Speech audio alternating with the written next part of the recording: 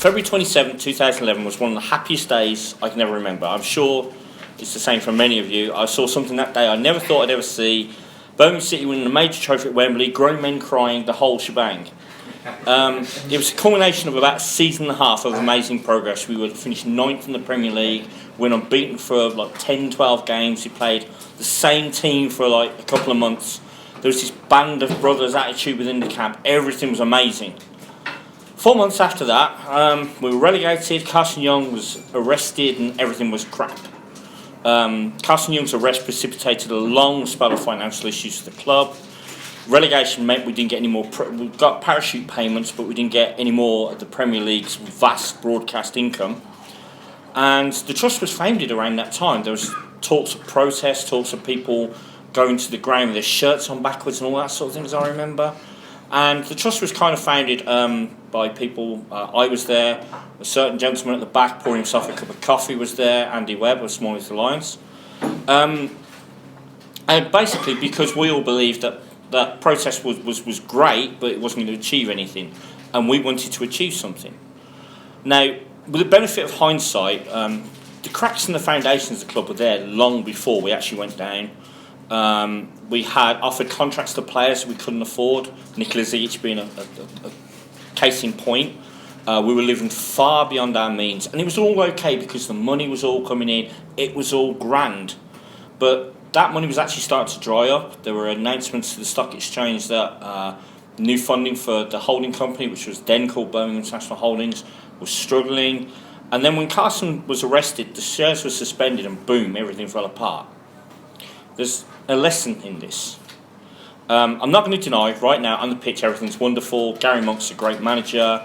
We're seeing application and skill from the players that was seemingly non-existent under Steve Cottrell. You know, it's all the positive press from the stuff the club are doing in the community. It's wonderful.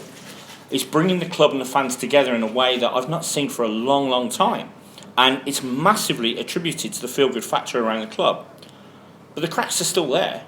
You look at the Birmingham Sports Holdings accounts and they lost 43 million last season. The Birmingham City Football Club accounts will be due out next month and then they're not going to be much different. We've got this disciplinary panel, the EFL disciplinary panel, hanging over our heads. It's a future of uncertainty. I know that club directors are privately telling people there's nothing to worry about, but until that panel meets and we have a decision, it's uncertain. So we're in a position where people don't understand who funds the club. Many, as a gentleman over there said, Richard, yeah. Yeah, that many people don't care. That's fair enough. I do. I always have done, and I've spent time investigating stuff. I went. Margaret will tell you, went to Hong Kong, and it's for me. I've got a really good memory, and I've been doing this for a long time. But Margaret was like, and I don't blame her because it's really, really confusing. So when people say to me, "Well, I don't understand," I know why. And I know people say, Dan, you're a doom monger, you're a pessimist, you're a cynic, and they're right, I am.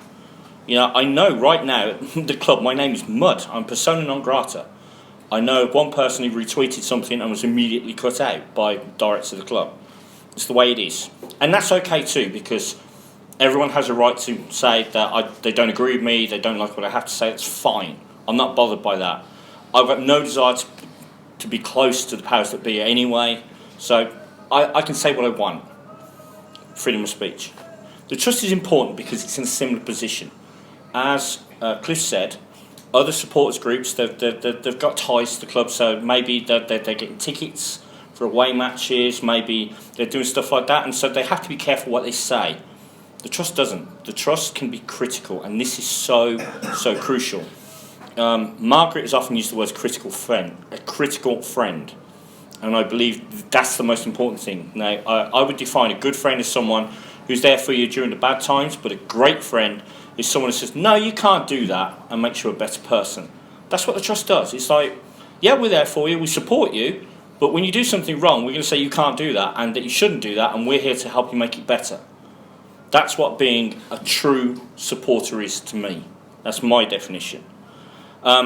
It's also kind of why I've never sought election to the trust board, simply because it would be a conflict of interest. I write what I think, and if I was a member of the trust board, I couldn't do that. And I'm thankful that the trust understand that.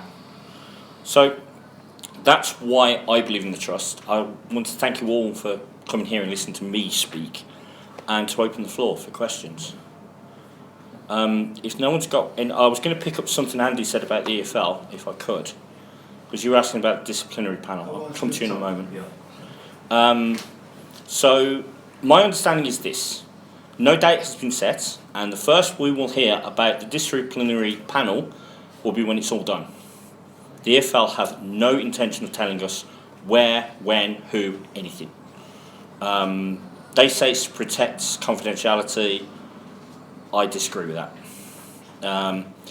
I think there are other reasons why it's not happening right now. Maybe the club, it's beneficial to the club to wait and see and let it drag on a bit longer so they can decide when they get punished. How much do we need to fight this? Can we just swallow it, or do we need to actually fight it legally? I don't know. But yeah, good luck with trying to. The EFL are not going to tell us anything, and they have the same attitude to the media as they do fans. They don't care.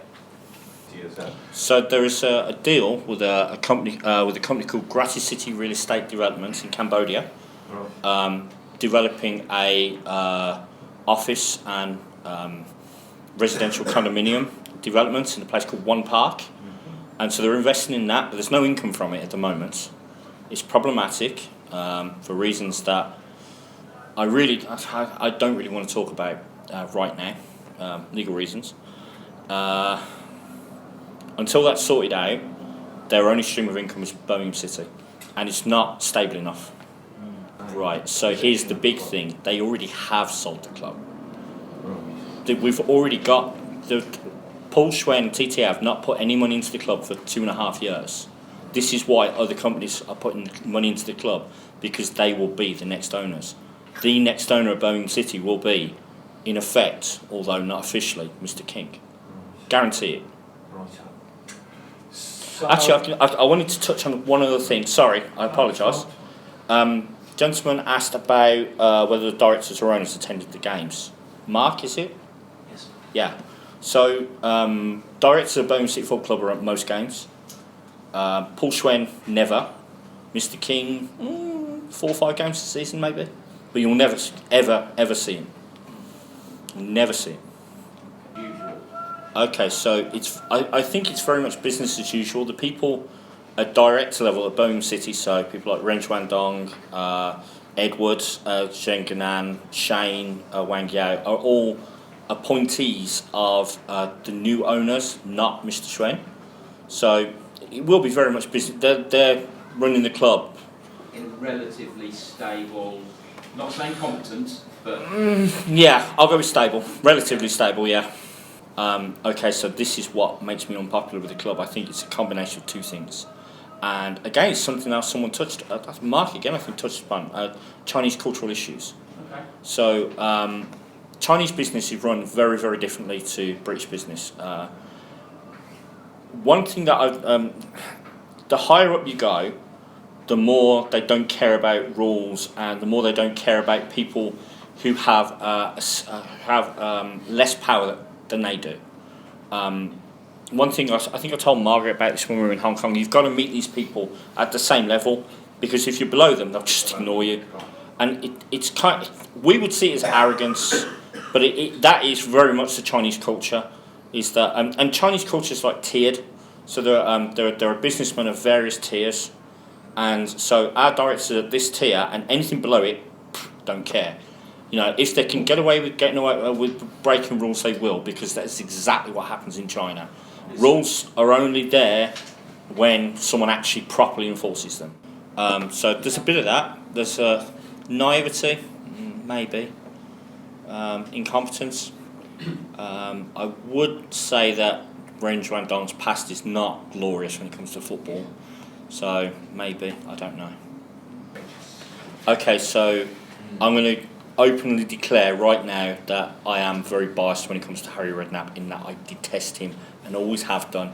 And so, before I answer, please take that into consideration. I really, really don't like him. That being, and I really don't like him. When we appointed him, I lost it on social media, because I detest him that much. Yeah, no. However, and I'm saying this through gritted teeth, I don't think Harry was completely to blame at all.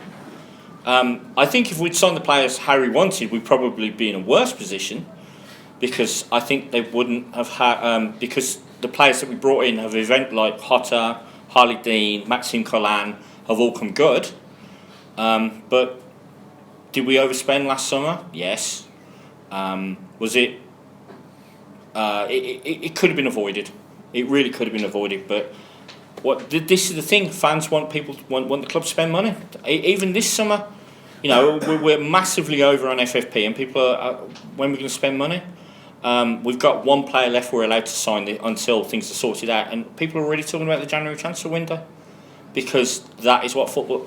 Even though we have a team that's really bonded well together, that's brought through young players like Charlie Lakin, like Besley Barr and stuff like that, people still want us to spend money because that's football.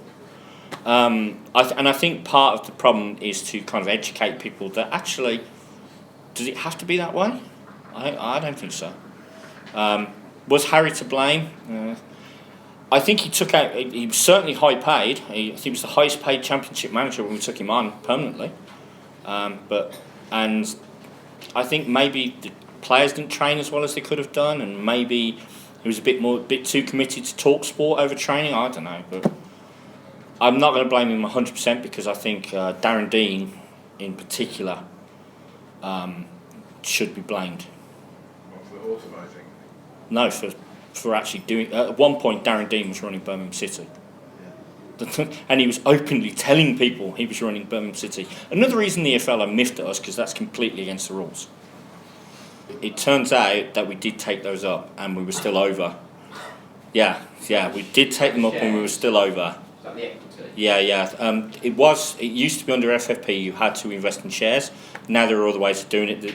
Basically, another thing you have to remember is the EFL is all the other all football clubs. It's not a regulatory body. It's a members' association. So when they put together rules, turkeys do not vote for Christmas. When they put together rules, they look strong and they look powerful, but there's going to be back doors in there. 15 clubs are over the limit on May the 1st. Only 4 were in July, because the other 11 had worked out the back doors they had to use to get themselves back under. Blues were either too incompetent or too arrogant to do that. And we were so arrogant, we went and signed a player instead. And and this is the thing, is that when people, like, I think some people have got this image in their head that the EFL's like, and I apologise to Lord Hunt, they're like the government, this people in power who have no connection to regular people, and they're just like in their ivory towers making decisions. These are the other clubs, and they're very, very annoyed at us. People say, "Oh, well, we didn't, we had nothing to do with the rules." It's not true. The EFL answered some questions to the Birmingham Mail and confirmed that Birmingham City were involved in the discussions for the new rules and did vote in favour of them. So we voted for these rules. We can't very well plead ignorance of them now. Do you want the bad news? This may have changed, but at the end of July, start of August, as I understood it, the only way we could go back under limits is to sell someone, or sell players to a certain value. Now that might have changed. I don't know, because it's now November, and a week is a long time in football. But at the end of July, start of August, the figure was quite high, and we'd have, if that figure's still in place, we'd probably have to sell someone like Hotter at least to get back under the limits. Now, touch wood, hope for the best. That's not the case, but hope for the best, prepare for the worst. That's my belief. I remember reading that 23 out of 24 Championship clubs operated at a loss, were unsustainable but for the benevolence of their owners. It's a common thing in football. Why do people own football clubs? I can think of 2 reasons, and neither of them are to make money. One is a status thing. So our previous owners, David Gold, David Sullivan, Ralph Gold, they bought Birmingham City because in their previous role as pornographers, they couldn't get into the the enclosures at the horse racing that they so enjoyed because they were seen as lower class. So they bought a football club, and all of a sudden they were like, oh, well, the football club owners, they're allowed in. It was literally a status thing. Carson was very much an ego status thing. I believe even now, with our potential owner, Mr. King, it's a status thing. You know, I own a football club. It's a play. It's a toy. You know, I own a football club. I can go and watch football in a fancy box somewhere. Oh yeah, we're going to sign. So you remember there was that story in the summer about us signing the Croatian right back from a Turkish club, and it was like, how the hell are we going to sign a player for 12 million when we actually did try? That is absolutely 100% true. Because it's like, well, why not? You know, we can. We got the money. Thankfully, the Turkish club just laughed at us, but yeah, we tried. So, you know, it's a status thing. The other reason for owning a football club is one that's going to get me in trouble in camera, so I'm not going to say. Okay, I think I know what that might be, and I won't say it. Yes. Okay. That's a difficult question to answer. Because I don't know them personally, and I've had no contact with them personally, I can only judge them on the actions and on the way other people have acted from what they've said. The vibe I get from people who are closer to the powers that be, and people who are trying to be closer to the powers that be, is that, oh yeah, everything's fine, nothing to worry about, which says to me, maybe they haven't learned a thing. But please remember, I'm a pessimist, I'm a cynic, I'm a doom-monger, I may well be wrong. So when it comes to Tony Shah, yeah, I'm not going to comment on why he owned the club. Because there are revelations coming out that cast a lot of doubt on what and whether he even owned it. Okay. I'll go that far, because that's in the public domain. I don't think it's just a Chinese thing. I think it's an everybody thing. I think you look at people who own football clubs. How many of them look like they're doing it for the love of the club? You can count them on the fingers of one hand, like Jack Walker, the guy at Wolves whose name was just Dave Whelan at Wigan, who's just sold to someone in China I really wouldn't have sold a football club to. They're few and far between. I'm dreaming and Daniel Bryce and other things, fair enough. Yeah. It's just the way it is. You look at there are some football club owners that are very, very reticent to appear in public. For instance, the Ipswich guy, Marcus Evans. I don't think anyone's seen him like ever. Spurs are owned by a guy from who's resident Bermuda, is it? Eddie Lewis, is that his name? I can't even remember his name because he's that in the background. Everyone thinks of Daniel Levy, but he doesn't own it. There's someone above him. You look at Bristol City, he's a billionaire, isn't he? Like Bristol City, Steve Lansdowne, yeah. It's just the way that it is, you know. I think the time when the local businessman owned a football club is long gone, unfortunately. And the best we can hope for is that whoever owns a football club runs it as a proper business. Yeah. So a lot of people bring up Brentford. Brentford's finances aren't great, but I do appreciate the way that they run their club. The guy I actually really admire is a local businessman who owns his club is Accrington Stanley, a guy called Andy Holt. And the reason I admire Andy Holt is because he talks and he says why he does things, and sometimes it's not popular, and the EFL don't like him, the EFL, the organisation, because it's like, well, I didn't agree to this iFollow stuff, this is crap. Like, it's just taking money off my gates, why are you doing this? But he's being honest and open as to why he's against it, and I like that. I like the fact that he's prepared to say what he thinks. You know, Darren McCansley at Peterborough is pretty open and honest as well. You know, again, you might say things that you don't like. I'm loath to say this because I know a lot of people don't like him. David Sullivan, I don't like his business ethics, but he called a spade. And I actually didn't mind that, you know. If he didn't like something, he'd say he didn't like it. Fair enough. Now, everyone's entitled to not like something. It's just when you get this kind of culture where people come in and they make out like they're this great benevolent person, and then they just when the crap goes down, they just disappear because they can't handle it. You look at so Dong used to tweet quite regularly. He hasn't tweeted since last October, I don't think. You see, I understand where that question is coming from, and I understand how bitterly harsh it is, but I do get your point of view. I would say that I personally thought Zigic's header had already crossed the line. I think the Caddies thing was immaterial. But if we went down, the club would go, either BSH or the club would go into administration, I'm 80% sure. And then it would be interesting. I wouldn't. You'd probably get rid of Chinese ownership, but do you remember what it was like when all the stuff kicked off about Carson when he was going to prison? The Panu stuff, like he got suspended by the board. There was all this talk of like a rebel AGM and all this sort of stuff, and then you had all these people that were looking to buy Birmingham City. And the problem is that most of them were tyre kickers. So. Case in point, Gianni Palladini, another guy who I will openly admit I don't like. I'm really sorry. The reason I don't like Palladini, he didn't have the money, he never had the money. All he wanted to do was to buy the club at a distressed price and flip it and make some money, which is fair enough as a businessman, he's entitled to do, but it's not great for us. The club goes into administration, you are going to attract a lot of people who are going to see a distressed club at a bargain basement price that they could buy for next to nothing. Invest minimal resources, getting it back up to spec and flipping it. Does it make for a good long-term future? No. But there is always hope. And if we went to administration, there is also the hope that maybe someone, that the Blues Trust could get together, find some high net worth individuals and maybe put together a supporters bid. You never know. So is relegation the worst thing that ever happens? It would hurt, but sometimes it's like ripping a plaster off, isn't it? Sometimes if you rip it off all in one go, the pain's bad, but it's gone. I can understand that question, but I don't think many people would agree with you.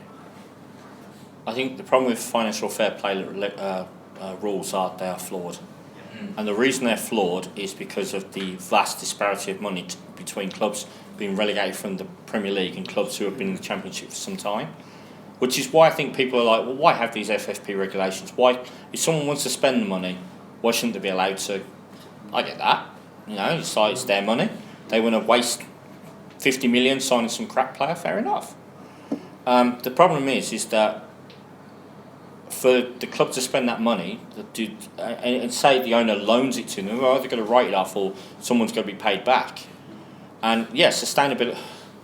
It comes down to the whole, is 92 clubs sustainable?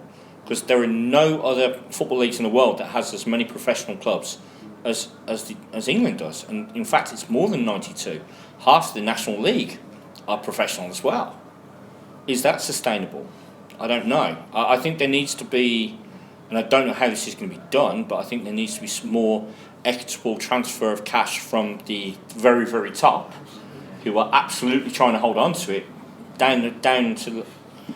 I'm going to say that, and this isn't popular. I'm a believer in the American model. I think that I believe in transparency. In that, I'm a baseball fan, for example, and baseball has what's called a competitive balance tax. So you've got a cap, but you can go over the cap, and if you go over the cap the first year, you have to pay 20% of that as a tax to the league, which then gets distributed amongst everyone else. You go over to 2 successive years, it's 50%. Third successive years, 100%. Go back under, resets. So it's like, okay, you want to spend the money, you can, but it's going to cost you. And it's going to cost you more and more as the years go on. Also in American sport, everything is open. Everyone knows how much all players earn, how much is spent. And I know a lot of people are like, whoa, don't know about that, but wouldn't it be better to know the reason Birmingham City are 33 million in debt is because we're paying this player 45 grand a week, we're paying this player 25 grand a week, and people can make an informed decision in their head and go, well, actually, the reason player wages are just astronomical. Maybe there's a problem. I don't know. So if you listen to people close to the club, they'll tell you it's just going to be a fine. I don't believe that. I believe that we're going to get a points deduction, but I believe what they'll do is they'll suspend it. And the reason I believe they'll suspend it is because, and it kind of comes back to what you say, if you suspend it and say, look, okay, we're going to suspend you a 6-point deduction depending on what your financial result is at the end of this season, well then there's no argument because we knew what the rules were, we knew how far we were over, And it's like, well, we've given you a year to sort it out, still haven't done it. Also, what it does is if people are in trouble this season, they, like the precedent set, it's like, well, we've given them another year to sort things out before we actually punish them. So I believe that the majority of any points deduction will be suspended. Under the rules, once a punishment has been applied, you're not assessed over 3 years, you're assessed over 1. So basically, you just got to be under the 13 million for that year. And the reason that is like, so say if we were massively over 3 years ago, it's to make sure we're not punished again for that. Now, unfortunately, in Blue's case, that's not the case. 3 years ago, we were 1 million over.